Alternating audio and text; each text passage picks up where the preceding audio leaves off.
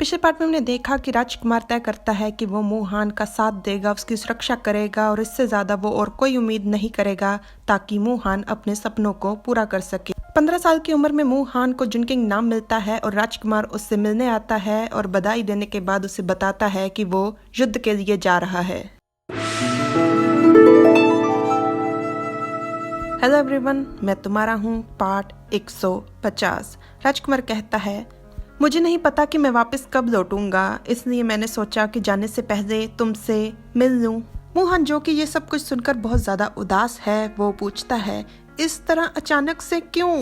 राजकुमार भी बहुत ज्यादा उदास है। वो मैं के अलावा आगे बात कर ही नहीं पाता और मन में कहता है, अगर मैंने इसी तरह तुम्हें अपने साथ रखा तो मुझे डर है कि इस जन्म में भी अपने जीवन के सारे अवसर खो दोगे। मेरे लिए यही अच्छा होगा कि मैं कहीं दूर छुप जाऊं ताकि तुम्हें अपने लक्ष्य का एहसास हो और राज दरबार में तुम्हारा प्रवेश सुनिश्चित हो जाए। राजकुमार कहता है, तुम अपने लिए नाम जीत चुके हो और अगर मैंने भी अपने लिए कोई नाम ना जीता तो मैं तुमसे पीछे नहीं रह जाऊंगा। मोहन को राजकुमार का ये बेतुका उत्तर समझ नहीं आता। इससे पहले कि वो कुछ समझ पाता, राजकुमार जाते हुए कहता है, ठीक है, मैं चलता हूँ, मुझे छोड़ने आने की जरूरत नहीं। मोहन राजकुमार को पुकारता है पर राजकुमार मुड़कर नहीं देखता। वो मन में कहता है, जुनकिंग, अपना ध्यान रखना। मोहन हताश हो कहता है, राजकुमार, अपना ध्यान रखिएगा।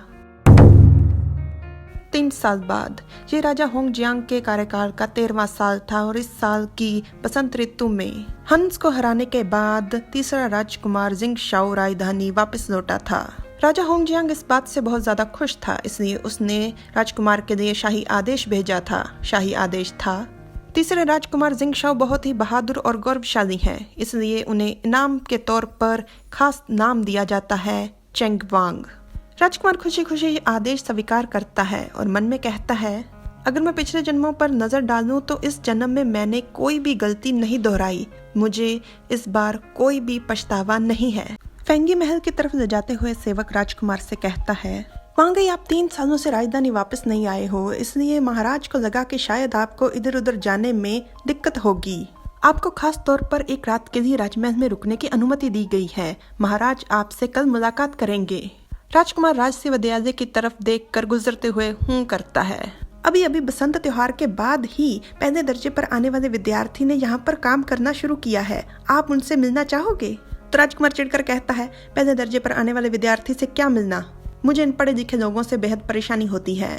सेवक हैरानी से कहता है, पर राजकुमार एकदम से चौंक जाता है और वो रुक जाता है जब उसके कानों में आवाज पड़ती है, आप 3 साल यहाँ से दूर थे, फिर भी राजकुमार आपका स्वभाव बिल्कुल नहीं बदला। राजकुमार आवाज पहचानता था। वो पीछे घूमकर देखता है तो ये आवाज थी मोहन जियांग की। सेवक तुरंत सामने आकर कहता है, पहले दर्जे पर आने वाले विद्यार्थी को मेरा प्रणाम। मोहन औपचारिक तरीके से राजकुमार को प्रणाम करता है। राजकुमार मोहन के प्रणाम का जवाब देने की जगह उसे जाकर पकड़ देता है। मोहन कहता है, वहाँ गई।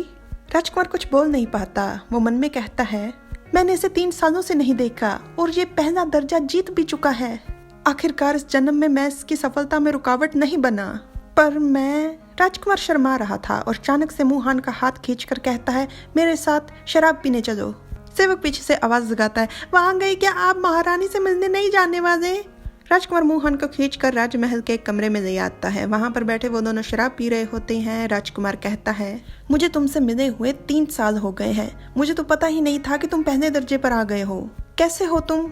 मोहन हंसकर कहता है, राजकुमार, आपकी कृपा से मैं बिल्कुल ठीक हूँ।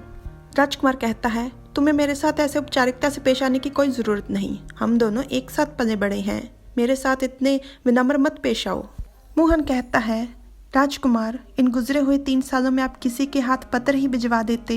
मुझे बहुत चिंता होती थी कि आप ठीक से हो या नहीं, पर अब मैं चिंता मुक्त हो गया हूँ जब आपको चेंगवांग नाम का सम्मान मिला है।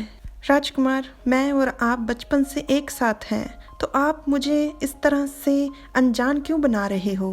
राजकुमार इस बात पर थोड़ा शर्मिंदा था। वो मोहन को अपनी सफाई देते हुए कहता है, जुनकिंग, अगर मैं पर मोहन राजकुमार की बात सुन ही नहीं रहा था। वो तो अपना सर पकड़ कर बैठा हुआ था। तो राजकुमार उससे कहता है, जुनकिंग, जुनकिंग। मुहान नशे में था।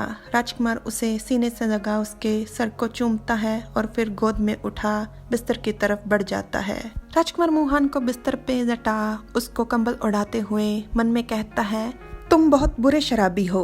राजकुमार मुहान के चेहरे की तरफ अपना हाथ बढ़ाता है पर उसको छूने से पहले ही वो रुक जाता है।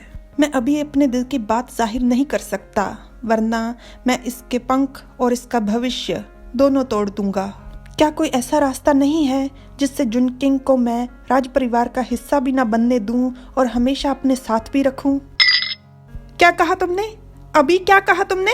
ये प्रश्न महारानी का है। फेंगी महल में महारानी ने ये प्रश्न अपने बेटे जिंगशाओ से पूछा है तो राजकुमार अपनी बात फिर से दोहराता है। मैं मू परिवार में जाना चाहता हूँ और आज से 100 सालों के बाद जब मैं मर जाऊंगा तो मू हानजियांग के साथ एक ही कब्र में दफन होना चाहता हूँ।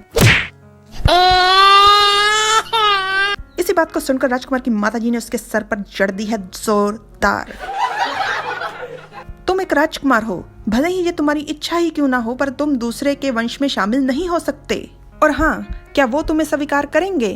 तो राजकुमार कहता है, अगर माँ और पिताजी अनुमति दे देंगे तो मैं उससे तुरंत जाकर पूछ लूंगा। महारानी कहती है, तुम सच में? और इतने में घोषणा हो जाती है कि महाराज आ रहे हैं। राजा अंदर घुसते ही पूछता है, आप दोनों इतने उत्साहित होकर आखिर किस बारे में बात कर रहे हो? महारानी राजा को प्रणाम करती है तो राजा उसे बैठने के लिए कहता है। राजा भी रानी के साथ बैठ जाता है और राजकुमार से कहता है, शाओ शाओर, तुमने अपनी माँ को दोबारा से गुस्सा क्यों दिला दिया? तो महारानी कहती है, नहीं, गुस्से वाली कोई बात नहीं है, बस ये दोबारा से खुराफाती योजनाएं बना रहा है। राजकुमार कसकर मुट्ठी मीच हिम्मत जुटा चिल्लाते हुए कहता है, पिताजी, मैं मू हानजियांग के साथ एक साथ रहना चाहता हूँ। राजा राजकुमार की बात सुनकर बहुत चक्का रह जाता है।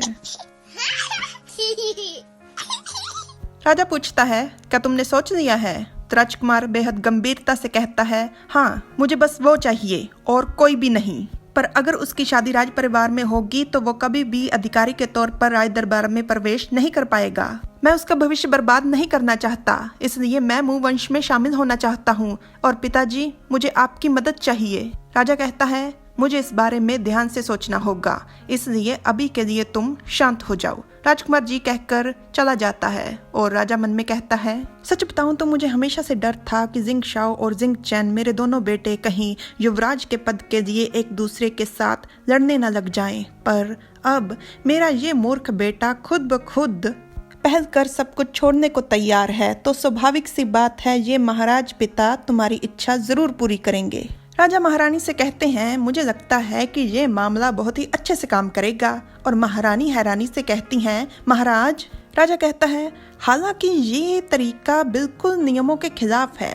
मैं ऐसा करता हूँ कि तुरंत आदेश जारी करता हूँ कि मू परिवार का दूसरा बेटा मू हानजियांग राजसीय जेड समिति का हिस्सा बन सकता है, चेंग वांग फई बनकर।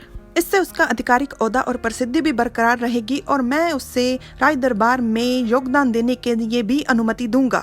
राजा रानी का हाथ पकड़ उसकी चिंता दूर करते हुए कहता है, वैसे देखा जाए तो शाओ शावर की उम्र हो गई है कि वो अपना परिवार शुरू करे।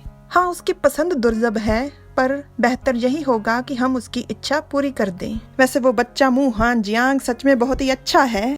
वैसे हमारे लिटिल शाओर की परख बहुत अच्छी है। उसने मेरे नक्शे कदम पर चलते हुए अपने लिए सबसे उत्तम पत्नी चुनी है। महारानी महाराज कहकर शर्मा जाती है। तो अब सब तय हुआ। मू हान अपने कमरे में बैठा हुआ था, रात का समय था, उसके हाथ में था शाही आदेश। शाही आदेश पढ़ने के बाद मू हान कहता है, अगर राजा का जायज बेटा कुछ ऐसा करता है तो वो युवराज नहीं बन सकता। क्या महाराज जिंगशाओ के मन से युवराज बनने का विचार निकालने के लिए ये कर रहे हैं?